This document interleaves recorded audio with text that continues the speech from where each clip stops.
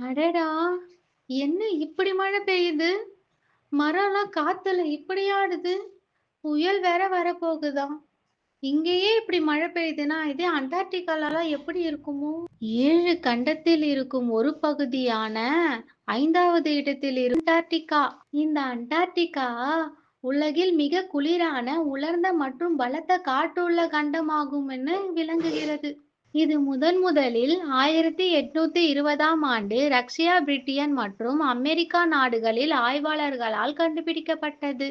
மற்றும் 1911ஆம் ஆண்டு நியூஜிலாந்து நாட்டைச் சேர்ந்த ஆய்வாளரால் ருலாட் அமண்டசன் தென் துருவத்தை அடைந்த முதல் நபராக ஆனார். 1959ஆம் ஆண்டு அண்டார்டிகா ஒப்பந்தம் கையெழுத்திடப்பட்டதுதான் இதன் நோக்கம்.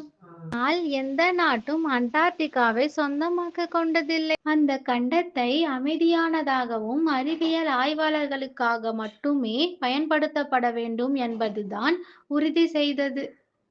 இன்றும் அண்டார்டிகா நமது பூமி மற்றும் காலநிலை மாற்றத்தை புரிந்து கொள்ள ஒரு இயற்கையான ஆய்வளமாக உள்ளது. பின்னர் பல நாடுகளின் விஞ்ஞானிகளால் இதன் பனி காலநிலையில் மற்றும் விலங்குகளை ஆய்வு செய்ய தொடங்கினர்.